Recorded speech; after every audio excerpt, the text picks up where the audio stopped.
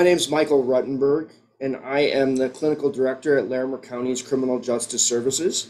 Criminal Justice Services is a division within Larimer County government that oversees both the Alternative Sentencing Department and the Community Corrections Department. We are an alternative sentencing area of criminal justice, meaning that we provide alternatives to traditional jail or prison settings to allow people to serve their sentence for the crimes that they've committed. Our intention is to intervene in the underlying factors that contributed to their getting into trouble in the first place. Our hope is that we reduce their risk to recidivate and have folks continue to contribute in a healthy way to our communities. My name is Misty Perry, and I'm a licensed clinical social worker and a licensed addictions therapist.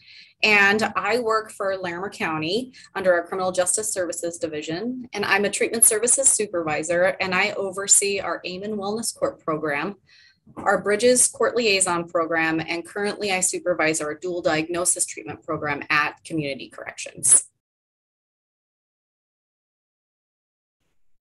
I got here in kind of an odd way. I started my career or my education out in business and spent a couple of years doing that and quickly decided that I wanted to be in a helping field. And so I chose social work as my focus. When I graduated with my bachelor's degree, I moved down to Fort Collins from the University of Wyoming. That's where I went, and moved down here and started my career off. And my first job, I worked in a residential facility for severely emotionally disturbed children. And so that was the beginning of really immersing myself in residential. After that, I moved and worked with adolescents and juveniles in a residential setting. And then I, in multiple different roles, from what we called a counselor to a lead role to a case manager. And I ended up in our adult program that served, it was called YOS, Youth Offender System. So they were juveniles when they committed their crime, but they got an adult sentence plus a juvenile sentence. So I supervised that program. And then I decided, hey, I would like to go back and get my master's degree. So I did the fast track program through the social work department here at CSU, and I got my master's.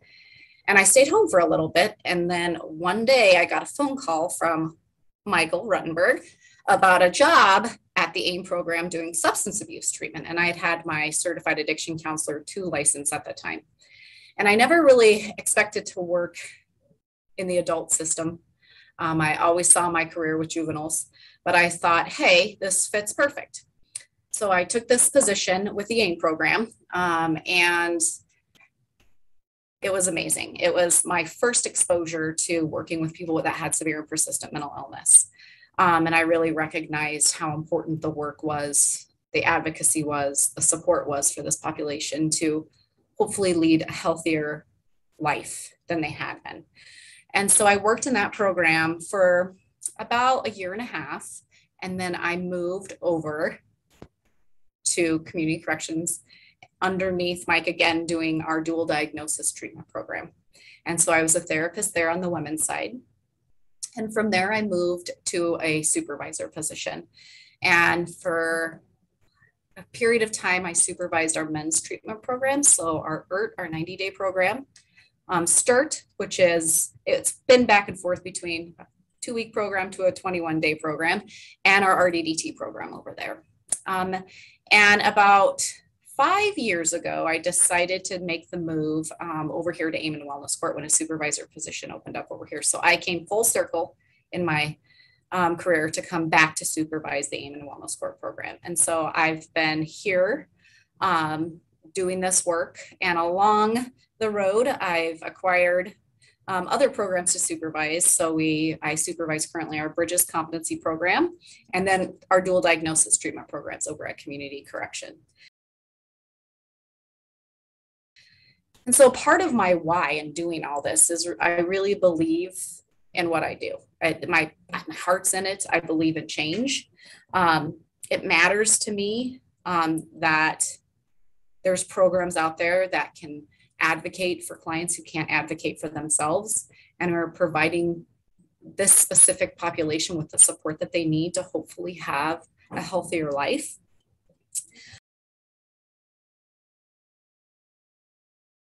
My main responsibilities in my day-to-day job are over clinical direction of the programs that I supervise. And so I supervise the staff, but I make sure that I'm providing the clinical direction that with Mike's guidance is appropriate and best suits what we're doing for criminal justice services.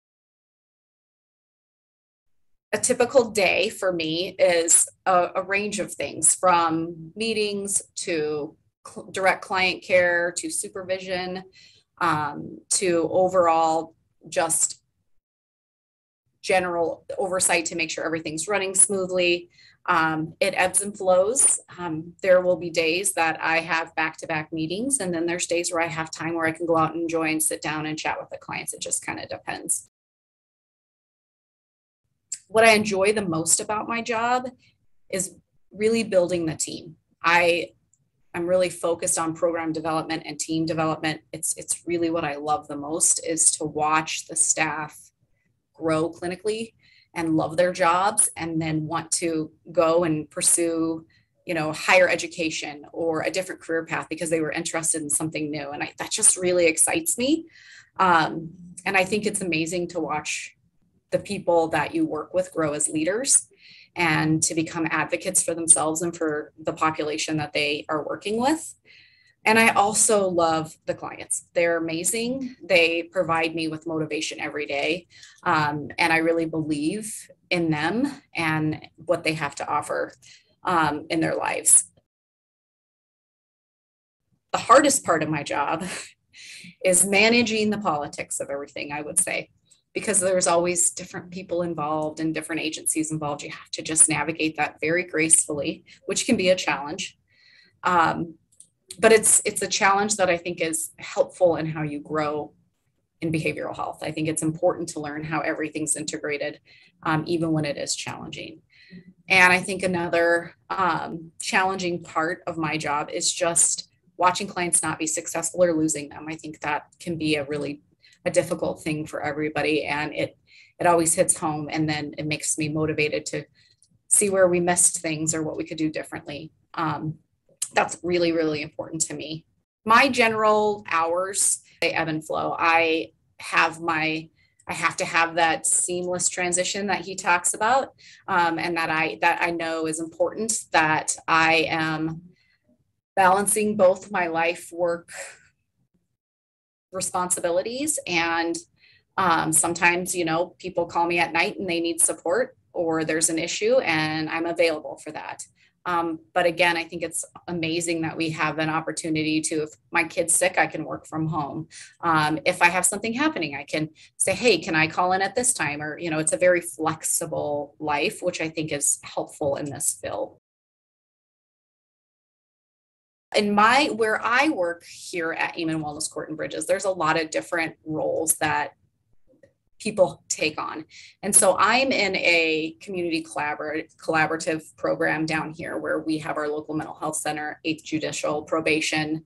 We work with the courts.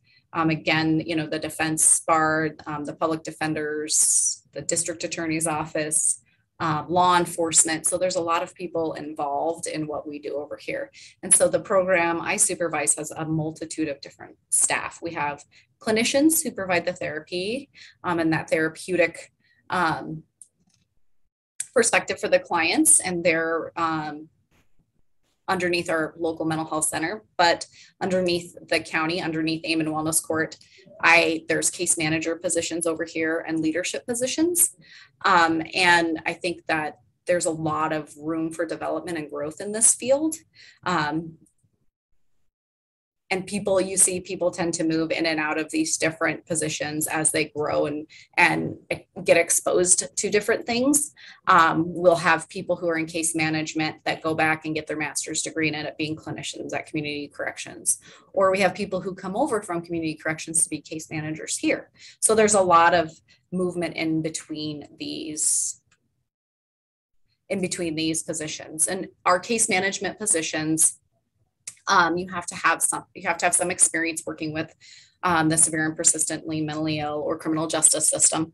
And a lot of times our positions are filled by people who come over from security or have some sort of background in the criminal justice system.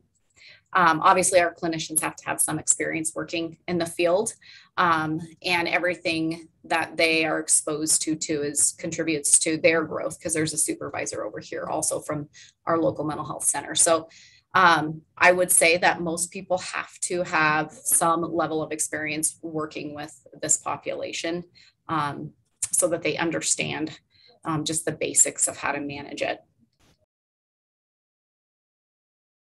My specific role overlaps in many ways, and I really think it's important with other organizations. It overlaps. I really think it's important to develop really healthy community collaborative relationships where we're working for the same goal.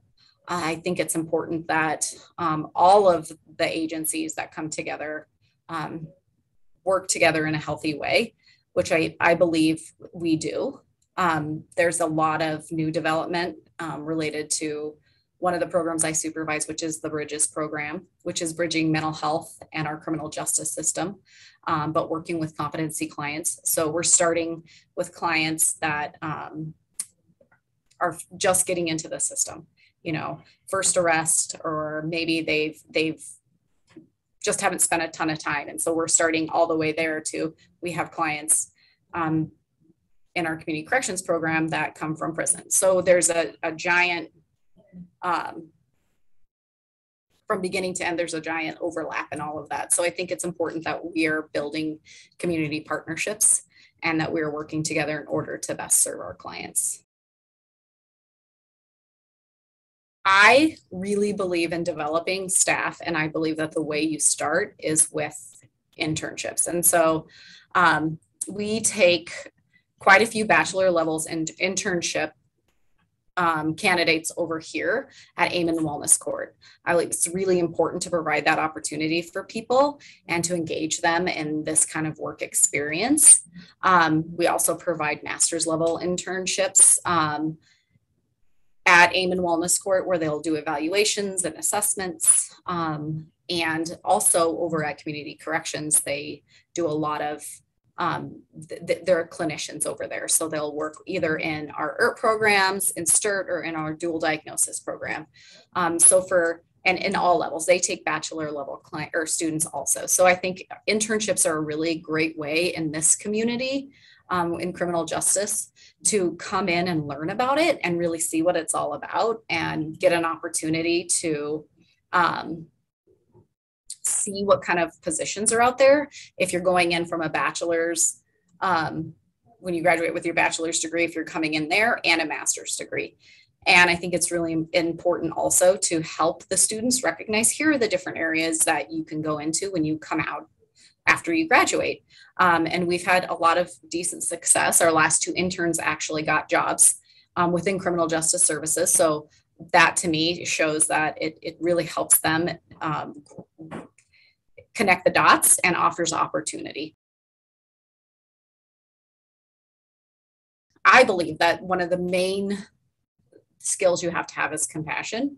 You have to know that the population that you're, no matter who it is, no matter where you're working in criminal justice, but you have to have some sort of level of compassion and want to see change in people and believe that change is possible. I believe that skill set is everybody brings something different to the table, where you have people who are really extroverted and leaders to people who are really introverted and they really think about the clients in a different way. I think every human that walks in our door brings something special to the table. I think it's about wanting to learn and wanting to help support the people you work with, but also wanting to work on a team. I think you have to be able to collaborate and communicate with each other. One of the biggest tools I think that is important for anybody in any field is to understand the importance of feedback and how feedback's there to help support you and your growth as a human being and in your professional growth. I believe that skill can come, sometimes people will walk in and they struggle with understanding what healthy boundaries are and how do they not get burned out and not take things home, and really utilizing supervision in a healthy way is also an important tool in helping support the staff that work with this population.